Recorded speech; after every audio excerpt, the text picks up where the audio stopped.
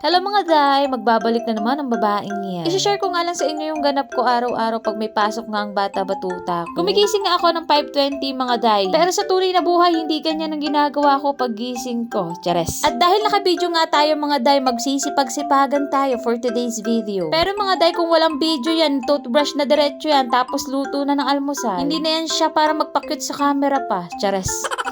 At dahil nga nakabidyo tayo mga day, may skincare nga ang babaeng pero kung wala nga camera yan mga day, wala akong ganyan-ganyan. Walang mga kaartehan na ganyan. Sobrang ang dami kong time dyan mga day. Paano? 4 AM pa lang nagising na nga ako. Dahil nga yung bata batuta ko, bigla na lang akong ginising na walang dahilan. Hanggang sa hindi ko na nga nakuha yung tulog ko. Inantay ko na nga lang mag 5:20 mga day para nga gisingin ng bata batuta ko. Ganyan talaga ang eksena namin araw-araw mga day. Kaya kung kapitbahay nyo kami mga day, umaga pa lang, maingay ng mag-inang yan.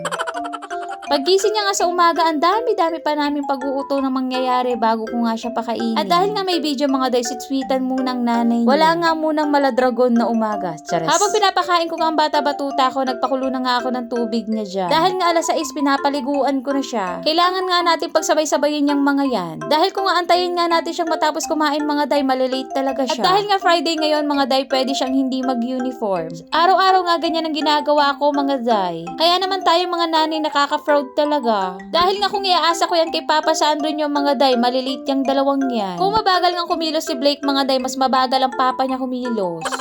Kaya umaga pa lang mga day, pagod na ang babaeng yan. At syempre mga day, hindi pa dyan natatapos ang trabaho ko. Dahil pag sundo ko nga dyan sa anak ko, may mga routine pa kami na dapat gawin. Pero sa umaga naman mga day, ang Papa Sandro nga ang naghahatid sa bata batuta ko. Yan talaga ang routine namin araw-araw. At ganyan nga rin kasweet yung bata batuta ko, may video man o wala. Hindi yan aalis hanggat wala yung kiss at yakap sa akin. Uy. Pag-alis nga nung mag-ama ko mga day, syempre hihilata na ang babaeng yan. Pero syempre mga day, eme lang yon. Habang inaantay ko nga ang Papa Sandro niya, humiga muna nga ako. Dahil nga nagpabili ako ng lulutuhin, kapampangan kene. Dahil nagpabili nga ako kay Papa Sandro ng lulutuin ko para sa tanghalian. Dahil nagkikrave nga ako sa gatang tilapia mga day, yun nga ang lulutuin ng babaeng yan. O wag nyo na akong i-judge mga day kung meron mang iba sa proseso ng pagluluto ko. Ako lang to, kalmahan nyo, chares. Ewan ko ba mga day, HRM naman ang kinuha ko. Meron namang pagluluto doon pero hindi ako magaling magluto. Siguro dahil mas nag-focus ako sa pagtimpla-timpla ng alak. Chares. Kayo na nga lang din bumilang mga day kung nakailang chares ang babaeng yan. Dahil yun nga ang ginagawa ko para makahinga ako sa haba-haba ng mga sinasabi ko mga day, kailangan kong huminga. Wala namang iba sa niluluto ko mga day, pinrito ko lang yung tilapia at pinakuluan ko lang yung gata at nilagay ko na yung gulay, yun na yun. Syempre mga day, nilagyan ko ng bawang sibuyas luya para naman hindi siya malansa. Para sa akin mga day, napakadali lang yan lutuin at napakabilis, hindi siya matrabaho. Natapos na nga ako magluto ng tanghalian mga day, itong video na to nung isang araw pa. Idadagdag ko na nga lang siya dito mga day para i-share ko sa inyo yung ginagamit kong ilaw para maging maganda ang quality ng video ko. At syempre mga day, another voodoo na naman to sa inyo.